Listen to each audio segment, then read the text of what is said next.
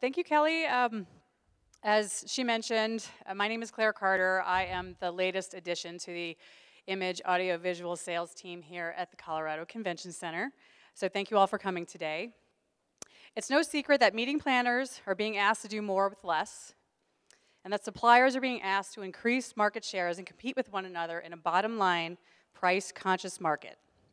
How can both meeting planner and supplier be successful when it appears as though they are competing against one another? Today we brought together some speakers who can provide you with some new strategies for generating revenue for your events in this new age of technology. Before I introduce our first presenter, I'd like to remind everyone that they can tweet their comments or questions to hashtag iSummit2013.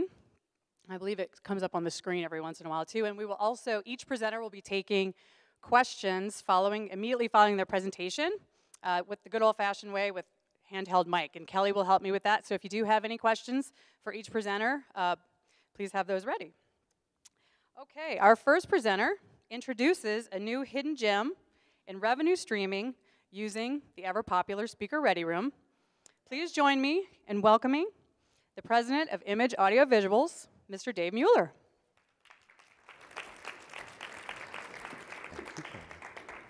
Good afternoon. How are we all doing? Everybody's gotten a lot out of today so far? Good. All right, so my talk is about Speaker Ready Room. Does anybody not know what a Speaker Ready Room is? I'm assuming most of you do. I'll get to that just in a second, but my talk really is more about networked presentation management. So we'll talk about what a speaker ready room or a speaker review room is. And we're also going to talk about the revenue possibilities that this type of system affords us. A speaker ready room, just to give you an overview, is typically in large association meetings where there's lots of breakout sessions. All of the speakers will go to the speaker ready room. They'll load their presentations. They'll review and they'll edit their slides. They'll get them ready to present. So everybody's kind of got a good feeling about their slides before they go off to the breakout rooms to present those slides. A couple facts about presentations in general. There's 30 million PowerPoint presentations given every day. There's over 1 billion licenses of PowerPoint in use around the world. Yet PowerPoint doesn't have any native provisions on how to manage multiple files that this type of environment, when we're doing lots of breakout rooms, would demand.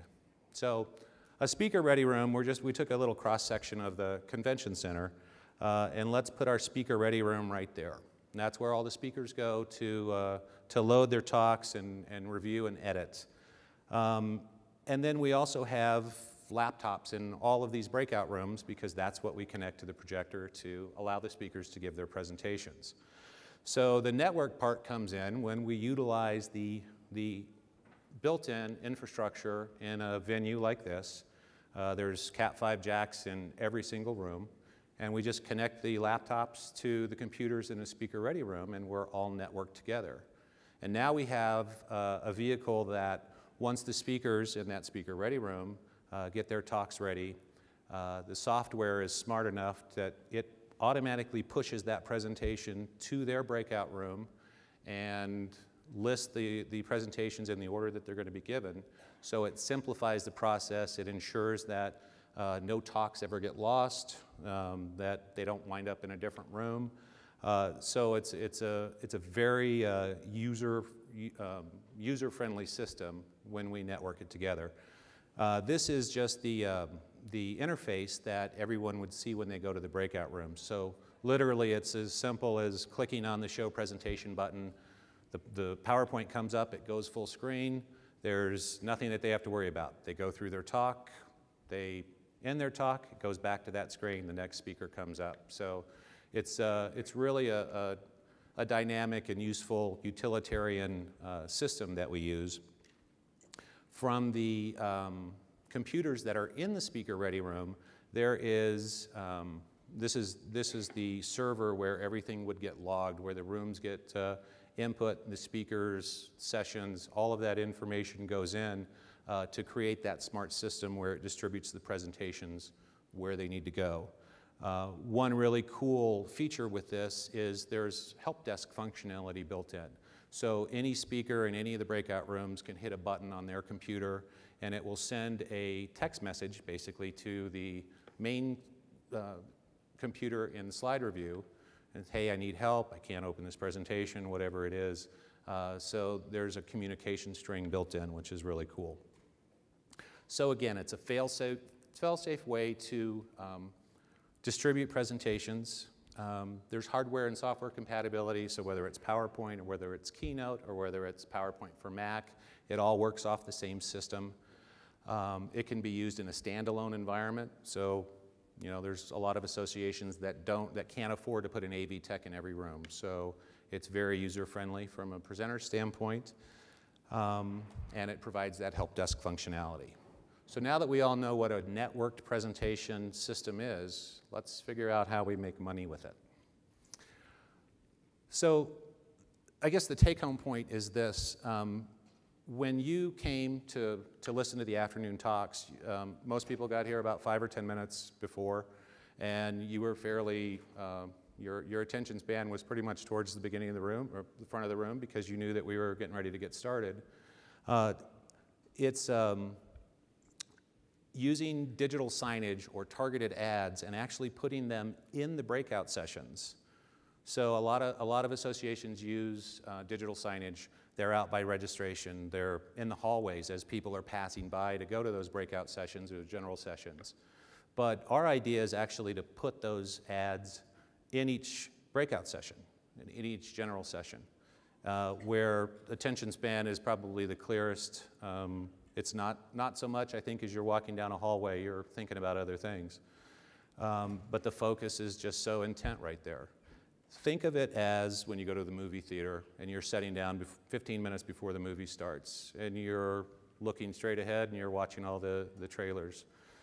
It's just that it's an attention span thing, and we really feel that that's where the advertising would be the most effective. Again, with effectiveness, you can generate higher amounts of revenue because then you can prove how effective it is.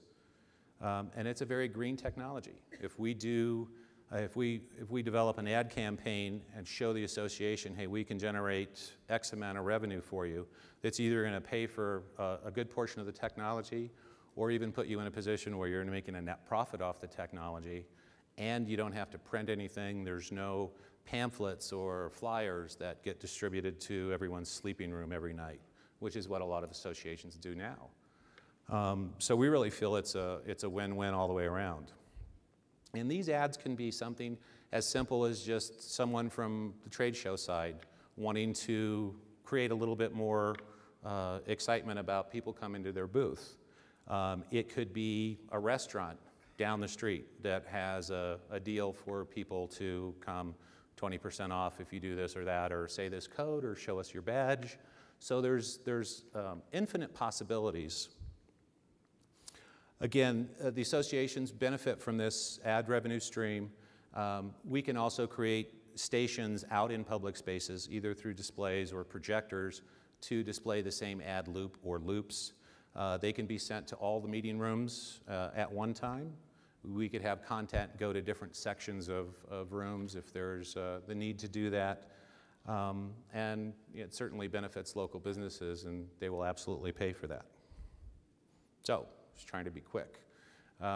Who's got questions? Anyone? Yes? Are these like standalone little monitors? What are they? No, it would utilize the same screen that the presentations are given off. So it's inside the room, and it's basically something that hasn't really been tried before. I think that's when the ads are going to be most effective, because that's when you have attention spans. Yes.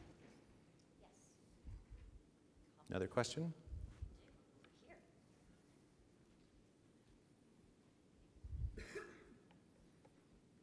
I don't know about others, but we oftentimes have speakers who rush into the room with their PowerPoint. How would this be integrated with the speaker who does not allow enough time? That happens all the time.